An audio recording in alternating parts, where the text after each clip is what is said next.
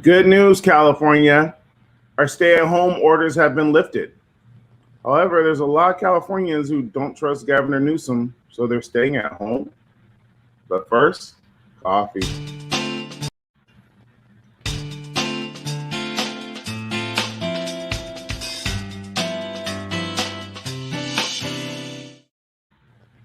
Good morning. Welcome to our wonderful show on Heritage Park TV and YouTube and Facebook. It's But First Coffee. I am your exciting host, Ramon, CEO of Heritage Park Productions, artist, hitmaker, and a bunch of many other things. I'm extremely cold this morning in California because it is freezing out here. It's still probably maybe 50 degrees, but it's real cold. It's been snowing at some parts. But thank you for joining us for our wonderful show, But First Coffee. A great way to start the day on a Tuesday morning, if you don't mind asking me. Today's guest is a friend who will go down in history as probably one of the most entertaining gentlemen that I personally know. He is an actor.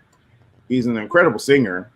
Maybe we can get him to do his Gaston, but he's also done. He's on our show Superficially Deep. He plays the role of Dean on Superficially Deep. So much I can say about this man. He's also a minister of the gospel. He's an artist. He's a musician. He's an actor. He's just a totally well-rounded human being. My friend Charlie Battaglia. Welcome to the show, Charlie. How are you? Yeah, I'm doing great, brother. How about yourselves, man? I'm doing well. Now your mic is doing something weird now. It's now doing something exciting. Let's see if we can fix that real quick. All right. It always happens right when you go live. You know? It does. You go live and things go right. How does it sound now? It sounds good now. Okay, sweet. Speaking of Gaston, brother, I heard you mention that. Check out my mug on But First Coffee this morning, dude. It says it's Gaston and it says winner of the Nobel Prize. I freaking yes. You gotta love it, dude. You gotta love it, man. Cool. Dude, he's my favorite Disney character, bro. Probably the best character I've ever played. So fun. Yeah, is your friend your best character? Probably. Not gonna lie. I mean, come on, you get to sing, you get to be mean, you got girls throwing themselves at you, dude. What could get better? Yeah, what else can you ask for? My life. Exactly. What else can you ask for? My light is little. There you go. My mug is just honestly, this mug was taken off the set of Superficially Deep last week. Oh, that's awesome, man. And I was like, that's a nice mug.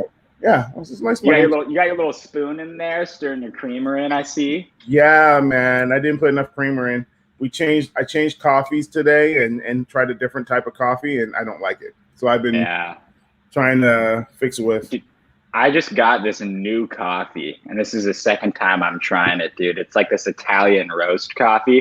Mm-hmm. I got it from Tuesday morning out of all stores. I was like, you know what? I'm going to try something new, man. I got like a $6 batch of it. And it's actually surprisingly really good. And I drink my coffee black, so I just like the straight taste of it. You know what I mean? It doesn't need cream or anything. Plus, it's Italian roast, and I'm Italian, so it all works out. You know? That's awesome. Battaglia. I knew you're Italian by your last name, Battaglia. Mm-hmm. There you go, man. And I like saying it too, Battaglia. This is Charlie Battaglia. And you say it right too, man. So many people say it wrong, you know, and it doesn't bug me, you know, I understand, but dude, I always appreciate the people who get it right away. Oh man. So Charlie, man, how's the quarantine? Well, now quarantine is officially supposedly over starting today. Stay-at-home orders in California are starting to change. But dude, how convenient. Yeah, very convenient. But before then, man, I hadn't really seen you since last day of shooting. Was that February of last year, right? Yeah, dude, it's really been that long. That's crazy. February of last year. Year. So what's life been like? What have you been up to? It's been really well, actually. Believe it or not, when this whole thing first went down, like the quarantine and all that, I didn't know what to do with myself. because I was like, oh my gosh, dude, everything shut down. I had just gotten cast in a play that I was going to do, and it was going to be a great play. I had a great cast.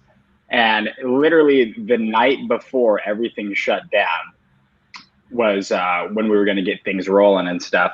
So I was like, okay, the theater's shutting down, the film sets are shutting down, no more auditions, unless you want to do Zoom plays and Zoom short films, which don't really work out so well. And everything was just kind of done. And I was in bed at night, and I was like, oh my gosh, what am I going to do for these? I don't know, who knows how it was supposed to last 2 weeks, right? Yeah. But I was like, I kind of had a feeling like, okay, this is a big deal. This doesn't really happen where Disneyland's shut down and everything's shut down that you go to. They're saying churches should be shut down. And I was thinking, man, God, what do you want me to do during this time? Because I'm not able to do what I normally do, And he kind of woke me up in the night, and he said, I want you to start doing a Bible show where you get up in the morning, you go live on Instagram, you read a passage of the Bible, and you just talk about it, and you have friendly discussion about it. And I was like, and I knew it was from God because I didn't want to do it, Yeah. You know how, like, when God tells you to do something and you're like, man, I feel like I need to do this, but I don't really want to do it. Yeah. And then that's when God was like, you got to do it, man. This is the time. Because I've always deep down inside knew that I wanted to do something like that. I just didn't know when to do it. And God said, what perfect time to do it than when there's nothing going on. People need encouragement. People need to hear, even if they're not Christian, there's so many encouraging words in the Bible for them to hear. And what better platform to share it on than Instagram and Facebook? And you got it right at the tips of your fingers. So I woke up that next morning, didn't know what I was going to talk about, took out my Bible, and I just went live on Instagram. And the Holy Spirit just totally took over from there. And I started my show. My dog's barking, if you could hear him. I started my show, Bible Time with Charlie. And I did it for like 3 months. It was an awesome time. I did it every morning, Monday through Friday. I had some great conversations with people, some great talks. A lot of people from the past joined that I hadn't talked to in forever. So it reconnected me with old friendships. And it was a really good way to go into this whole pandemic, because by the time that, I was doing the show 3 months in, I felt like God was calling me into a form of ministry, and I always knew that God was calling me to do that, but I just didn't know exactly when and where and how I was going to do that. But that's not for me to worry about, that's for God to lead me and guide me and do that. And he totally did. And after that, I started to get a lot more involved in my church. My dad's a pastor, and so I was raised in it practically my entire life. And I started to share the pulpit with him on Friday nights, and I was doing that and kind of tag teaming and doing a little message of what I was doing on my show. I would bring that to the pulpit on my church, and we would go live, and there would be some people come in and do Bible study with us and stuff like that. And then flash forward to December, I was actually ordained a pastor, so that was really cool. And now I'm doing things that I didn't know that I was going to be doing when all of this started. And I'm still acting, and I'm still singing. I've got these concerts that I do every once in a while, these virtual concerts with Broadway nights, which I got one coming up this Saturday, which have been really fun, because I get that little creative, I get my creative juices flowing, and then I also got my time with God and sharing his word. But the two go hand in hand. You know what I mean? A lot of people think you can only be one or the other. They think that, oh, you can't be an actor, you can't be a singer and be a preacher. You know what I mean? But that's not the truth at all. I mean, God gave us gifts, and he gave us talents, and he gave us desires for a reason to use those for his good and for his kingdom. And it's just been a fun ride, man. And I know it's not even near over. I mean, God is just doing some great things. And I'm just, honestly, dude, I'm just letting him lead. Because when you do that, life really is a whole lot easier, Yeah. I noticed that I watched a couple of the Bible studies on IG. on I Instagram. love when you join. I love when you join, man. I jumped on a couple, and then I noticed the advertising you were preaching either this last weekend or the next weekend. Yeah, last Friday and then also this Friday. Yeah, this Friday. I saw that also. I was like, wow, man, he's really going at it. But you said something interesting that I want you to kind of like piggyback on a little bit more, because you and I, one thing we definitely do have in common is we in our own mind we kind of go, man, that's a lot of stuff. Can I do all that? And then real quick we go, yeah, I could do it. We can make it work. Exactly. And there's people always tell me, you gotta focus on one thing. You can't just focus on a bunch of things. Speak to that a little bit. Like, why do you disagree with that? I do too. I just want to let you not disagree with the premise that you could just do one thing. And how have you managed to do multiple things? Because this is not the first time. Because I think you've done ministry before. You just at a different level, along with everything else. You're acting, and we didn't even get to talk about a little directing that you do once in a while. So, yeah, I know. Speak to that a little bit. Like, how have you managed to do more than one thing and be successful at it? I think it all just comes down to putting God first, because I think when you do that, everything else just kind of falls into place. When I was doing a lot of acting right out of high school and going into, acting school and doing back-to-back plays and musicals and all that, I wasn't exactly doing my best in putting God first. So everything was kind of confusing. I was thinking, man, I know I should be serving God more. I know I should be doing this, but all of these plays and the busy schedule and all of it's taken over. And so then when the pandemic happened, that all kind of halted. And I had the opportunity to just kind of do a clean slate. You know what I mean? And I thought, okay, let's restart. Let's do this over again. God, I'm going to just listen to what you want me to do, because that's literally all I can do right now. There's no other opportunities available out there, when it comes to acting and my career and directing and making films. Everybody's scared to go out. Like, there's not, what do I do? So I just kind of followed his lead. And once I did that, it was interesting, the opportunities that I started to get. I started to get like more auditions when it came to my singing, which I didn't ever expect to get, because I always considered myself an actor first. But God kind of showed me different ways to go, and he led me to audition for the Broadway Nights, which is a pretty cool thing, and it's a local deal in Orange County, but they got people from all around the world, New York, LA, singing stuff. And we go on live and do these Zoom concerts, and it's a lot of fun. And I wouldn't have ever seen myself even really having the confidence to do that.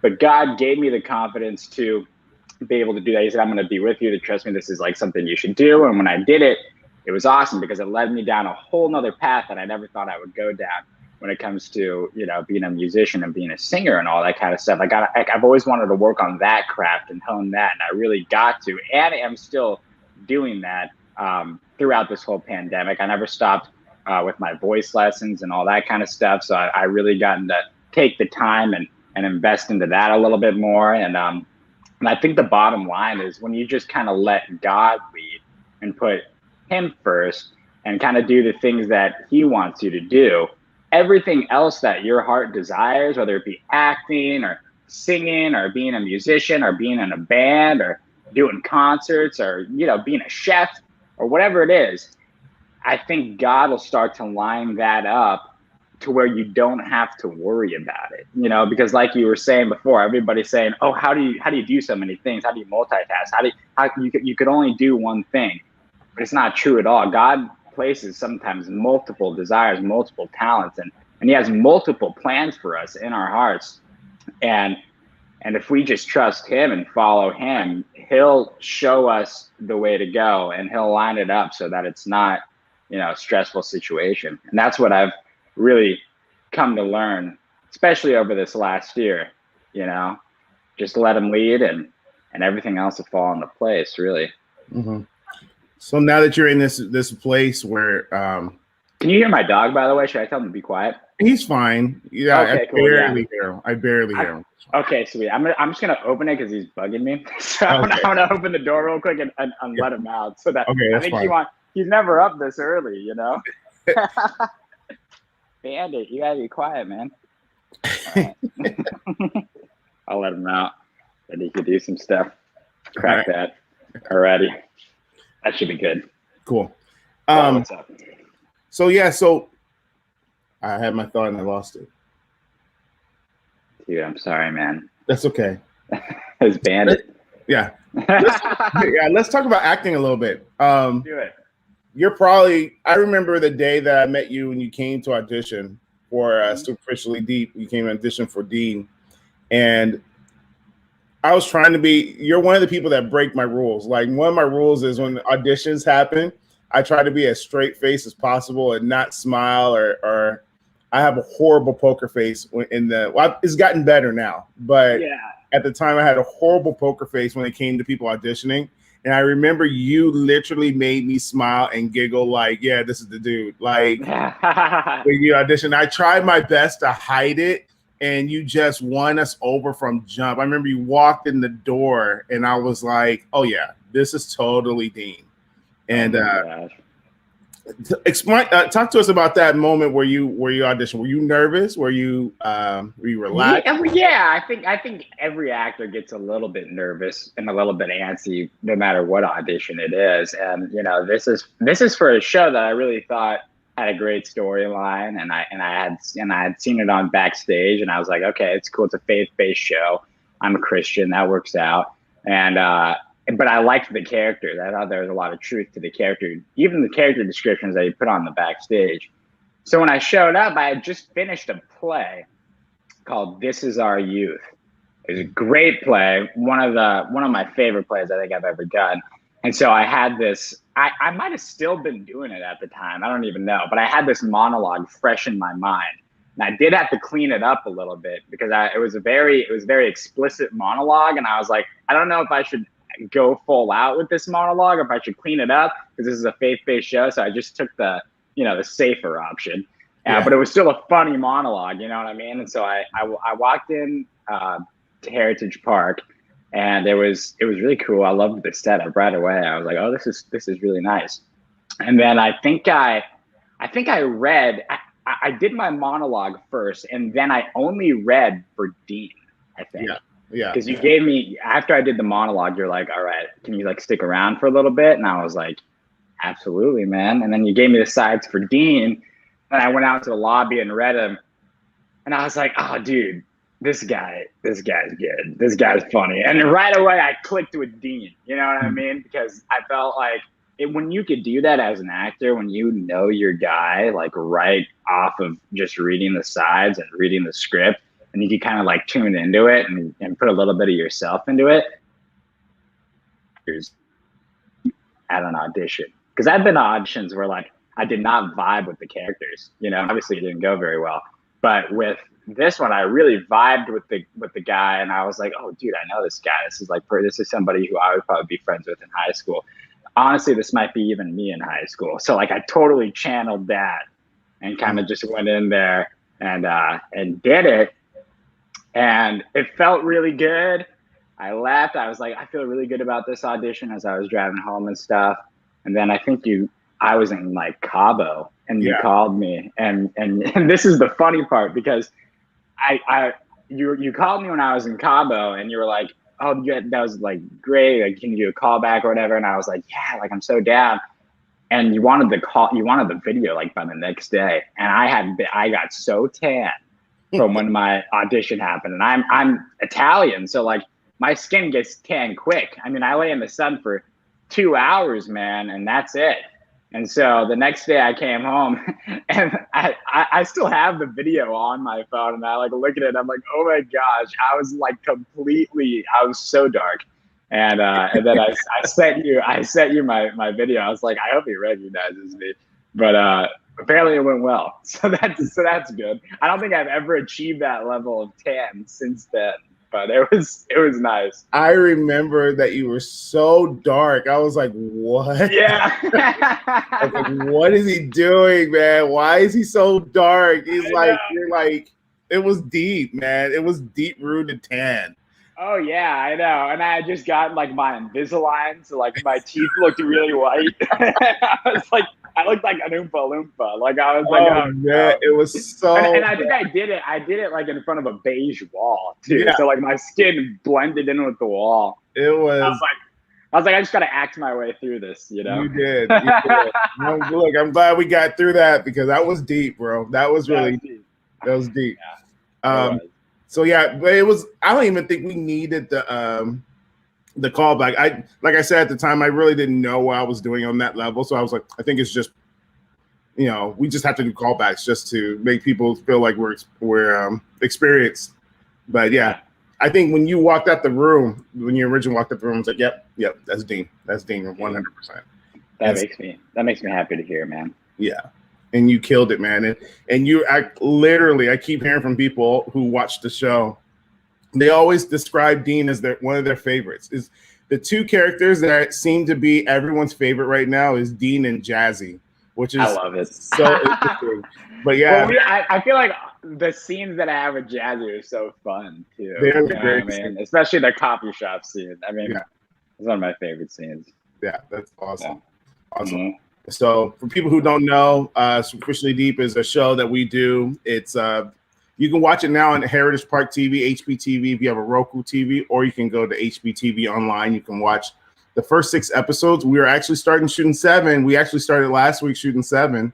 And so, hi, are you excited? Excited about shooting? I'm excited, man. Dude, I read the script and I thought it was so funny. I don't want to give anything away, but I was like, dude, this might be my favorite script because it gets better and better. And I can tell, like, you're starting to write it, like, based around who you got cast, which I think is really cool. Because I've always liked that, once a director or a writer gets to know you, you can kind of write it perfectly. And like, I know that, as a writer and director, I kind of know that, like with some of my friends and stuff, I know exactly how to write them and stuff.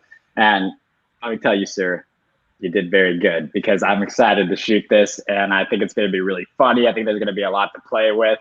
And I'm just stoked. I'm stoked to get started, man, with some of the new characters and some of the new cast members and stuff. I think it's going to be a whole nother ride. Yeah, it's one that I'm willing to get on, man. Yes, sir. I'm ready. And I appreciate you for doing that.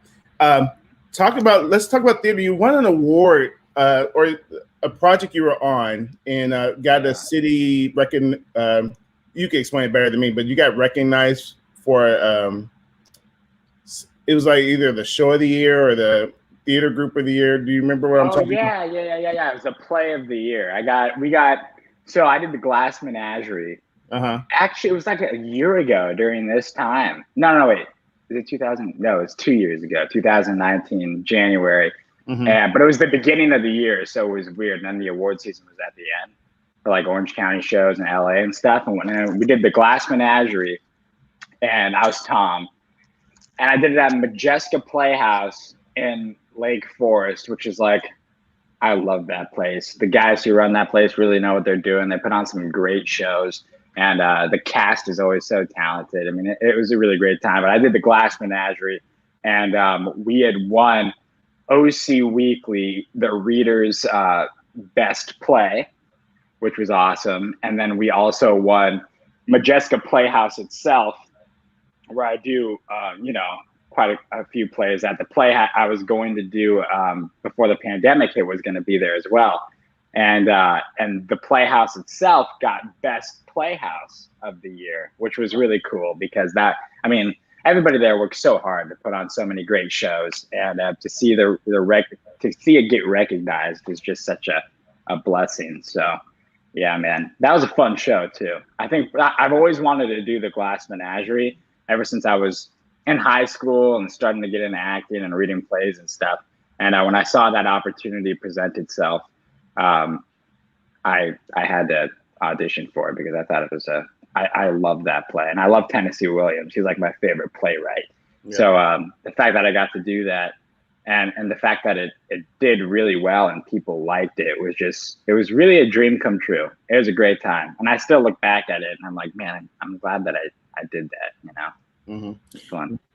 What's your favorite play that you've done? My favorite play? Yeah, outside Beauty and the Beast.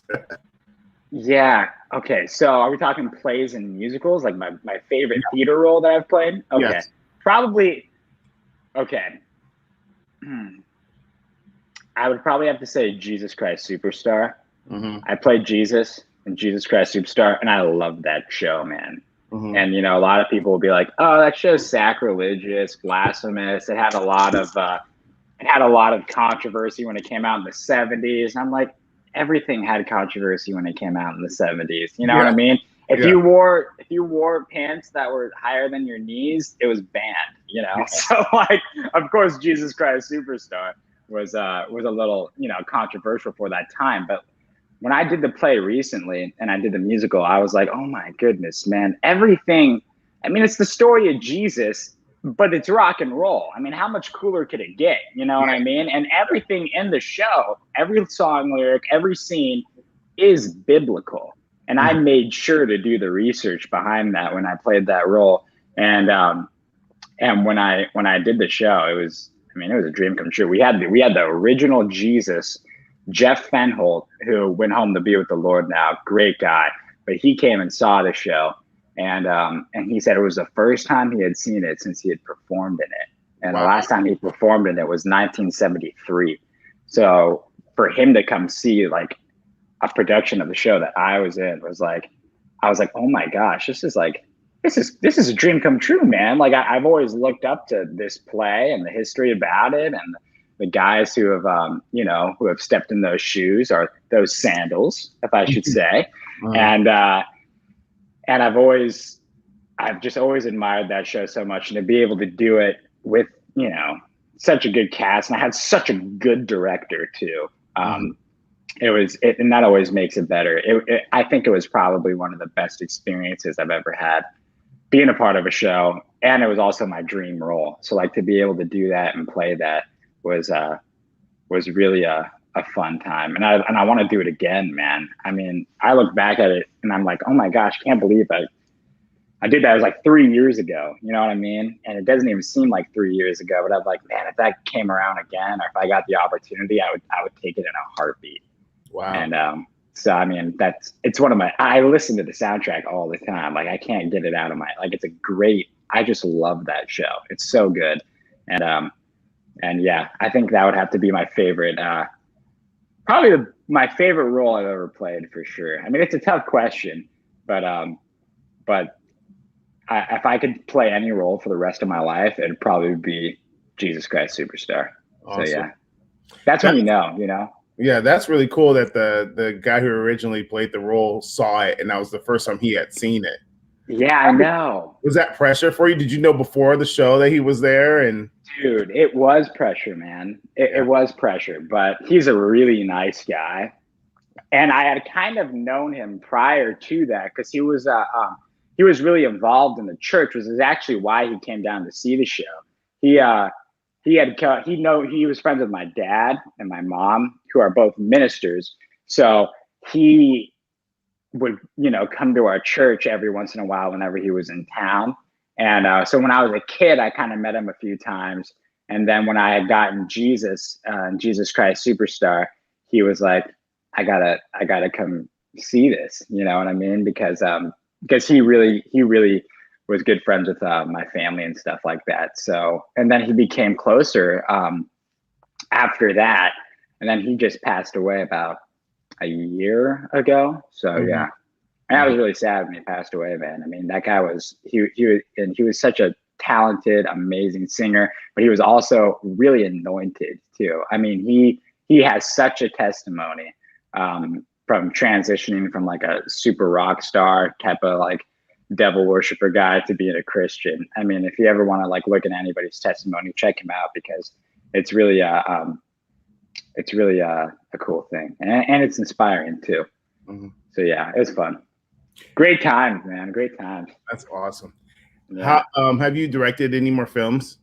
I know I've seen a couple of them. You had me subscribe to your YouTube page, or I don't know if it was your private page or what. That was my YouTube page. It's public, I think. I think everything I showed you is public. Okay. Yeah, so I've been making films since I was a kid, like 10 years old. I remember I seen my brother, and this is the interesting thing, and this is what inspired me to be an actor as well. My brother is a great actor. he's the best actor that I know. And I learned so much from him as a kid. And I used to go see his plays when he was in high school.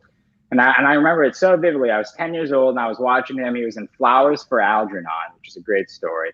And yeah. And then he played the doctor in that play, and he did such an amazing job. And I remember seeing him and I was like, dude, I want to do that, man. Like, I don't care what it is. I don't care what it takes, but I want to be an actor. But I didn't have any opportunities at the time because I was in elementary school. The only play that we did was like the Christmas play, which was like a 30-minute play with like 2 scenes and like 100 songs. Yeah. So like, I was like, all right, that's cool. But like, I want to do something else. Like my little 10-year-old me was getting like the acting bug. Mm-hmm. So what I did was I got a video camera and I started to write my own scripts, and I'd get my sister to be in them, and I'd get my brother to be in them, and I'd get some of my friends to be in them and stuff. And I would just type up the scripts, write them up, and we would film them and put them on YouTube, and then we'd share with all of our friends and stuff like that. And so then I started to get into writing and directing and film because I kind of like forced myself into there because it was the only, if I wanted to act, I had to do it myself. You know what I mean? It's not like I didn't know I couldn't drive. So it's not like I could go to LA and audition for things and stuff like that. My parents were both busy. It's like, you know what? I'm just going to like make my own scripts and make my own shows. And I ended up making so many short films throughout my childhood and my life. I mean, I still have them and I watch them sometimes. And I'm like, oh my gosh, I can't believe I did all of that. But you know, they're all like, some of them are so bad, you know, like they're so cheesy and stuff. I was 10 years old. I thought I really knew what I was doing, and I thought I was so cool and stuff. But I think it really helped. It really helped build my confidence doing that kind of stuff. You know what I mean? And to this day, I still make films with my friends, and obviously they've gotten better, so that's good. And but you know, still working on it every day. I just decided recently. This was another thing during this quarantine. I decided to go to school because I never went to college out of high school. The only thing I went to was acting conservatory. But I was doing a lot of praying and, you know, searching and see what I wanted to do and stuff like that. And, you know, acting has always been a passion of mine. But I started to think about it and pray about it. And film has always been a passion of mine as well. And, you know, the ultimate goal was always to kind of make my own movies, produce them, and also be in them. But I always wanted to have like the creative control of like the projects, you know, a majority of the projects that I was doing and stuff like that. And I've always had so many good ideas for movies. So this last July, I had a great conversation with my grandpa, who he's such a wise guy, one of my greatest mentors. I've learned so much from him, and I learn from him every single day. And he was like, you know, have you been thinking about, you know, going to school, going to college? Like if you go, you know, have you been thinking about, I know you're into film and stuff like that. And I kind of had a really good conversation with him. So I decided to sign up for film classes at Orange Coast College, and also my general education and all that kind of stuff. So I took a film history class, and this last year I totally fell in love with movies all over again. You know, I mean, getting to go back and learn about the history about it and different directors and writers and producers and watch the classics. I was really like, man, this is something that like I really want to do. So I think that the pandemic was kind of a blessing in disguise, because not only did I, you know, get closer to God and start the Bible stuff and do the singing, but I also went back to school, which is I think a really cool thing, because I learned so much, took some great classes, and really kind of rediscovered my love for film. And I'm starting classes back up again on next Monday, and I'm taking film production. So now I kind of get to do the hands-on kind of stuff and really get to apply my creativity and whatever skills that I hone and that I learn, and kind of start to make movies again. So like I'm really excited about doing that. That's awesome. That's awesome. Yeah, man. It's been a journey. I mean, I love it, and it's interesting because I'm not really a big fan of like editing, and I'm not a big fan of doing the behind the scenes stuff and all that. But I love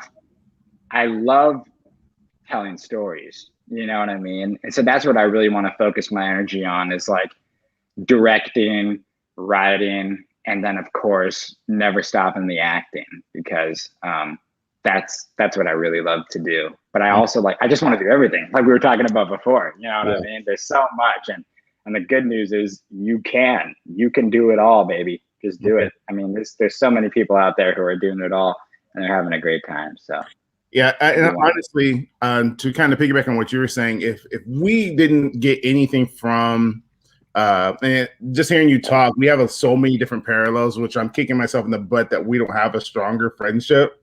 I know, right? Yeah, I'm like, gosh, man, we could talk about this for hours because for me, if 2020 didn't teach me anything, it was like the world called timeout, and during that timeout, I got to refocus and regroup, and literally got to hone in on what God wants me to do, what's best for me.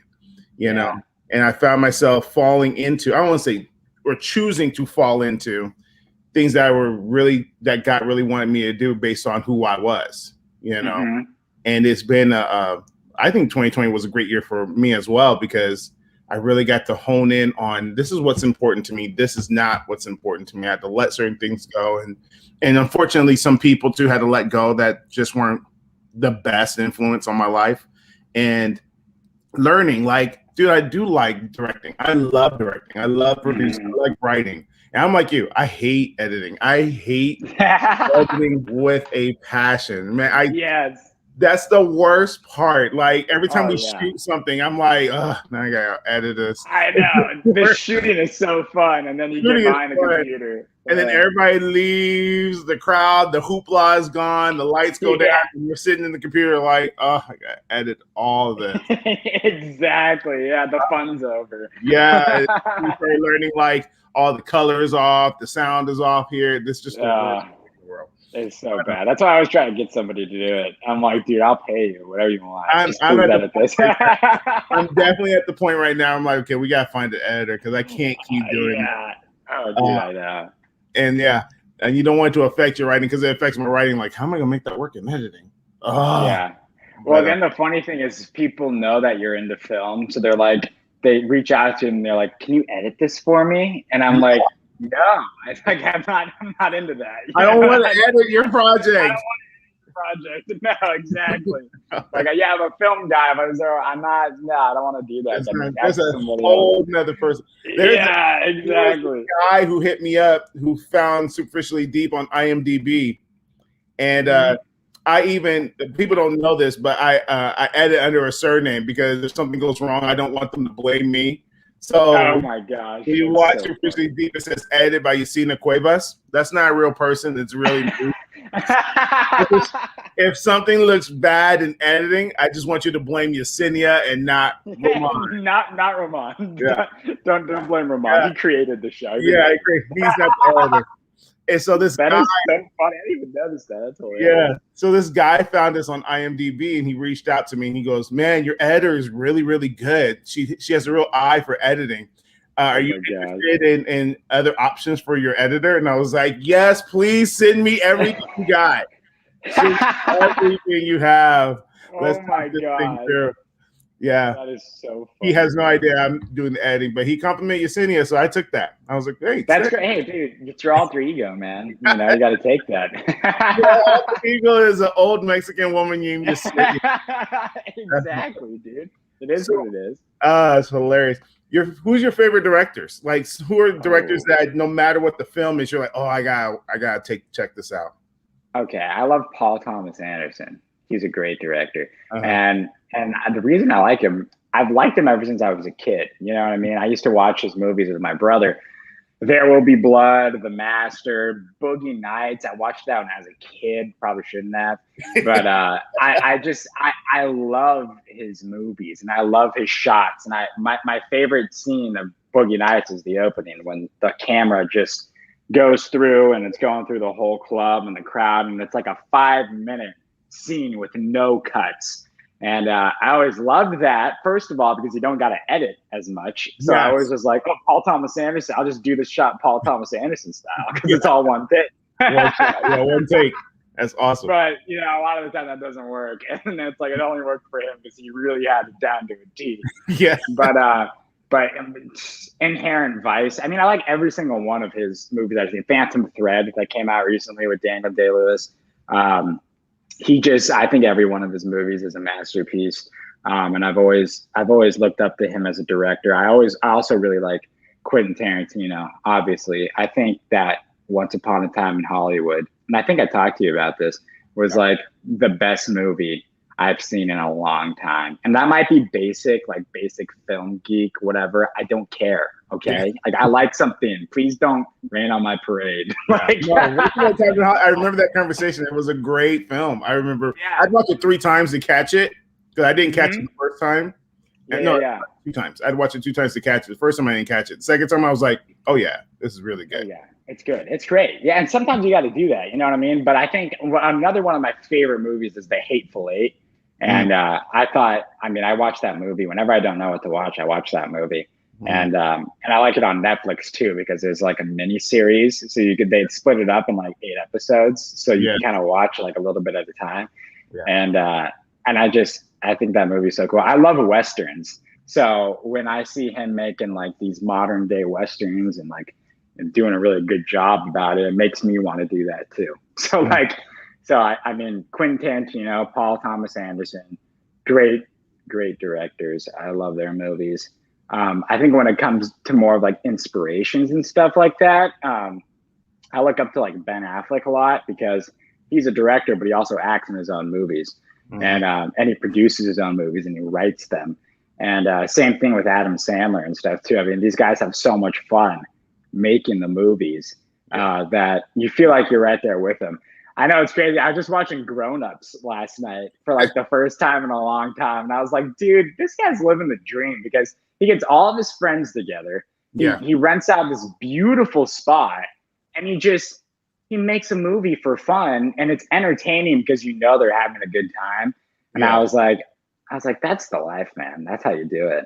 So I think when I look at inspirations and stuff, it's kind of a fine line and a fine a cross between Adam Sandler, Ben Affleck. I look up to those guys a lot when it comes to directing as well as acting and storytelling, because they do everything and they pull it off, and they do a good job. So yeah. What advice do you have for people who are either entrepreneurs at some level or they just are passionate about something? Maybe they want to be actor, maybe they want to be a writer, and they're just stuck at they don't know what to do or how to get there. And they feel like they're not qualified for whatever it is they feel like they're called to do. What advice do you have for them to encourage them to take the leap of faith and jump out there and do it? Yeah, one of my biggest advice when it comes to actors is there's so many roles out there that need to be played. I mean, there is a director on Backstage right now looking for you. Like, I guarantee it, and even if it might be a Zoom play, because there are not a lot of short films going around right now, somebody's out there and they want you to sign up for their audition. I mean, I'm on Backstage, LA Casting, Actors Access, and the amount of student projects, plays, movies, independent films that are on there is just astounding. And so if you want to act, just act. There's so many opportunities for you to sign up. Even if you're not good, man, they'll hire you. Like that's how you learn. You know what I mean? You do the small stuff. You can't, a lot of people go into the acting industry and the movie industry wanting to get the big auditions right away. They want to get an agent. They only want to audition for movies. But dude, if you deep down inside really want to act, there's a part out there for you to play. There's just so many opportunities that you could, email the directors. You could get on groups on Facebook, student groups and stuff like that. They're making student films and they need a guy to do something. And you could do it, man. I mean, there's just endless amounts of opportunities, especially for young actors getting started, whether it's a student film or a short film or a play. um, I just encourage everybody to just get whatever they can, because it'll really fill that, and you'll see if you really even want to be an actor. You know what I mean? Because if you really do want to be an actor, you'll do anything. Yeah. Trust me. Yeah. You know what I mean? You do it. Yeah. I mean, know your worth. You know, don't do like a naughty little thing or something like that just because you want to like get in front of a camera. But you know, there's a lot of young filmmakers, student filmmakers who really know what they're doing, man. I mean, some of the best productions I've ever been in were student based, and it's because they really have a passion for it and they have a drive for it and they really know what they're doing. And it's always fun to be on board with those people, because once you get on board with them, you start to become friends with them. You get to know them. They're doing something for fun that's not for school, and you get to be in that. And then that goes to film festivals and that wins awards. I mean, you get to, it's a really good networking, you know what I mean? Doing the student films and doing the college stuff, because you never know who's gonna get out of there and make it big, you know what I mean? And besides, like, in the meantime, you're acting, and that's what really matters. You know what I mean? So for everybody out there who wants to be an actor, man, trust me, there's a part that is out there for you.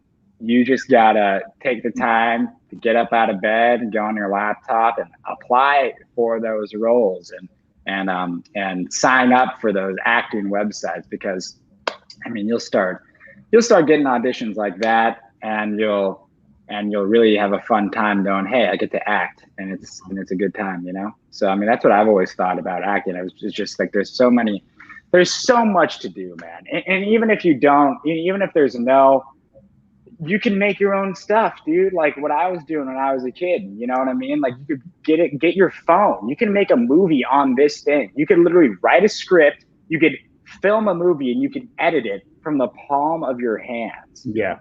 And it's just like, we're living in such amazing times these days where even if you're not a part of somebody else's project, sometimes that's better. You can make your own, you know what I mean? And then upload it to YouTube for the world to see. Yeah. So, I mean, there's no excuse to not be an actor, man. Even if you're not getting parts, man, make your own parts, you know? I mean, just go for it. If you really want to do it, you can do it. I mean, there's no doubt about that. You just gotta have the, you know, you just got to do it. You got to get up out of bed and do it, you know? One of my favorite directors is Steven Soderbergh, and he does all the Ocean's films, and he's just I like it because I can tell how much fun he has making the film. That's why I like it. Yeah. He released a film called High Flying Bird. If you haven't seen it, or it's crazy. The reason why this film blows my mind, Charlie, is because the whole thing was shot on the iPhone. He shot the whole thing, audio, everything. I mean, of course, he had lighting and stuff, but he shot the whole thing on his iPhone. Oh my gosh! Bird, and you can't even tell the difference. The guy is he's just a stud. What he put together, and so yeah, you can do some great things just from that thing in your pocket. That $1 million device in our pocket. Yeah. Wow, it's such a deal breaker. It breaks every law that we think we have to live by. That phone breaks that law. It does, man. And that's where it's heading. You know what I mean? I mean, it's streaming services, it's YouTube, it's Netflix, it's Hulu, it's Roku. You know what I mean? It's all these places where anybody can have a platform. Yeah. You know what I mean? So, I mean, we're living in some cool times when it comes to that, you know? Yeah. For those of you guys who are watching us on HPTV right now, join us. I forgot, somebody told me I'll be stupid if I don't advertise it. This Friday, Heritage Park releases a new show called Archive, starring Cameron Blake. It's a music video, just a music video show, like the old school MTV shows. And it's a Friday night, 8 p.m. on HPTV. If you're watching this, if you're not watching us on HPTV, go to your Roku. If you have a Roku TV, download HPTV. You can have the streaming service and click live. We have a live service that runs 24/7, all HP content and some other stuff. We actually got a couple other movies on there. You get to see my friend Charlie Battaglia bring Dean Patrick to life. Before we go, we have one thing I want to do with you real quick before we go. Let's do it, man. We got about 10 more minutes here. Also, if you're also watching, check back tonight. We're fighting tonight on Epic Thoughts. I have no idea what we're fighting about yet, but you're fighting. Yeah, we always That's fight so on Epic funny. Thoughts. So tonight we're gonna get in it. So I love it. So right now, what we're gonna do with Charlie is something we call overrated, underrated, or properly rated. So All right. We bring up different scenarios, different things going on, and Charlie gets to tell us where he thinks they're overrated, they're underrated, or properly rated. Are you Okay. ready? Let's do it, man. All right. First things on the map: comic book movies. The Avengers, the Marvel. There's a director that said that they are not cinema. It was Scorsese. Martin Scorsese said that they're not cinema. I love Martin Scorsese, but I disagree with him.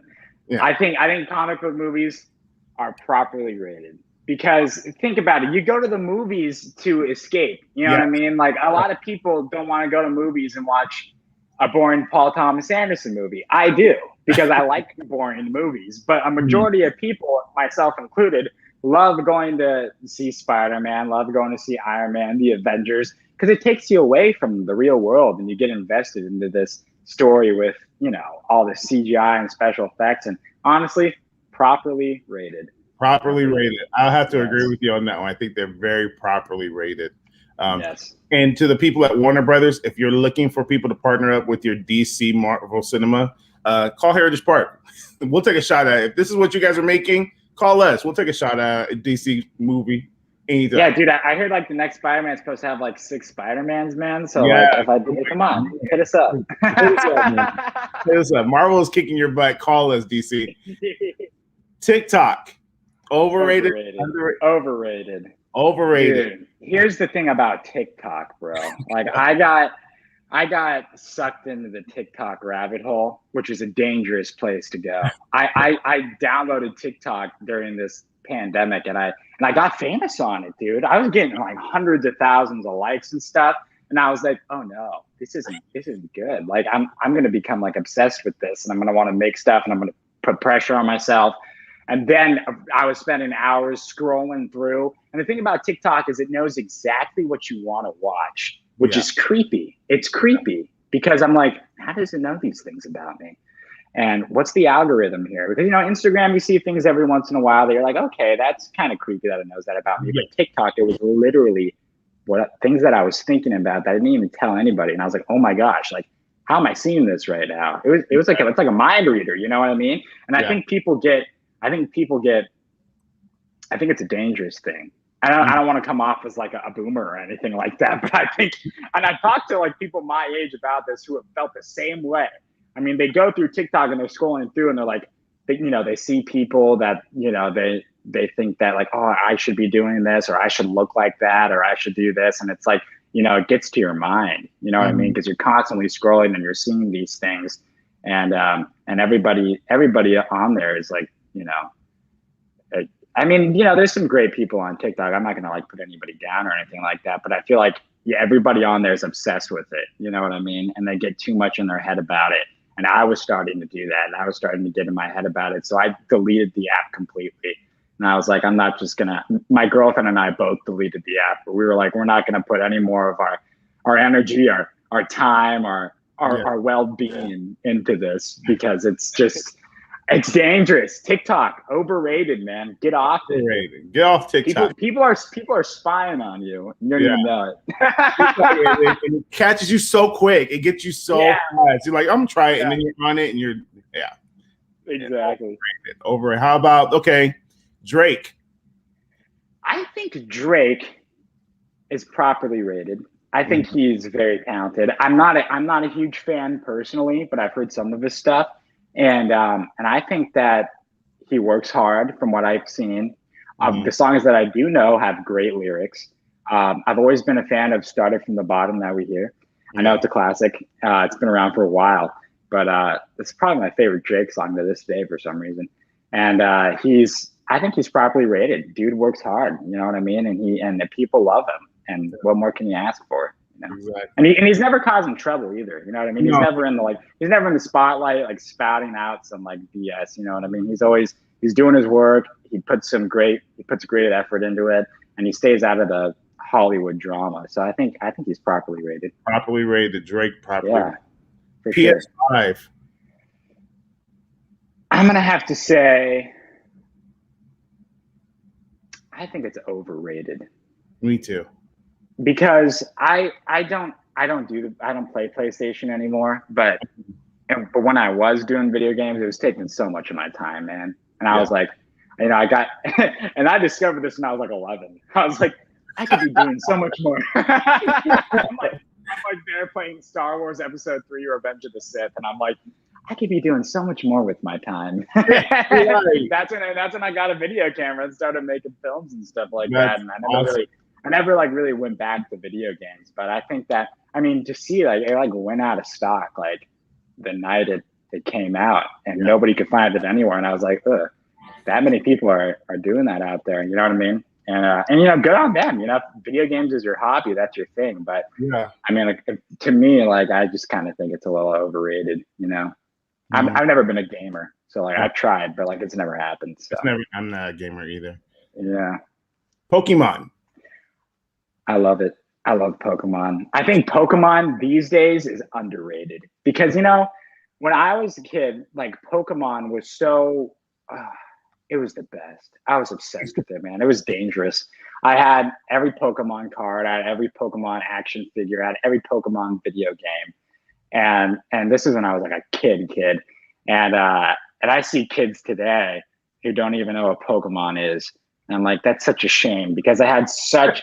It might be a good thing because I was a little too obsessed with Pokemon. And that was another thing I realized at a young age. I had to scrap from my life because it was taking up too much time and energy. And but I think man, I bought a Nintendo 3DS a couple years back just so I could play Pokemon again. Yeah, it was a waste of money. I only played it for a week, and I gave the DS to somebody. But it was Pokemon's the best, man. I think it's underrated. I think it's underrated today. Back then, it was really popular, but man, dude, Pokemon is where it's at. Awesome. Yeah. All right, here's one. Christian movies. Christian movies. I think Christian movies are underrated because I think a lot of people, especially these days, dismiss them too quick. Because I know back in the day, when people were making Christian movies, people were like, oh, this is cheesy. And a lot of them were, I'm not going to lie. But these days, I feel like people are putting a lot of time, energy, great scripts, and writing these movies. And I think they're actually touching a lot of souls and they're saving a lot of people. I just talked to some guy a couple of weeks ago. He was helping me move something. He was a mover from a company. And he wasn't necessarily a Christian, but he downloaded PureFlix. And PureFlix is I think they're a great company. They're super uplifting. They put on some great faith-based films. And he said he re-downloaded it and he rediscovered his faith and his love for Christ. And through watching those movies, he started to become closer to God again. I also think that there's a new show that just came out called The Chosen. And I think it's one of the best depictions of the life of Jesus I have ever seen. And it's so relatable too. And for something to have for a movie or a show that takes place in the biblical times to be relatable, it's really hard to do that. And I couldn't stop watching this show. Wow. And so I think Christian movies, Christian television is absolutely underrated. I don't think people give it as much appreciation as they should, especially in days like today. And I think that for those of you out there who are Christian, but you've always didn't like Christian movies, give them another go today, because I think they've gotten so much better. The writing has gotten so much more real. And the stories themselves have gotten so much more life-changing. And I think they really are. They're helping a lot of people out there. So yeah. Awesome. Thank you for your time, and thank you for having. I was going to say lunch. We should probably do lunch soon. Now they let us do lunch. Yeah, dude, let's do it, man. I'm so down. Yeah, but thanks for doing coffee with me, man. I really appreciate it. I sat there and I was like, I wonder if Charlie would get on the show with me. And I was like, you know what? I'm just going to text him. And you were like, yeah. When you texted me, I was really excited. I was like, I'm so stoked. I finally get to be on But First Coffee. I was waiting for my invite, man. No kidding. And I'm so glad.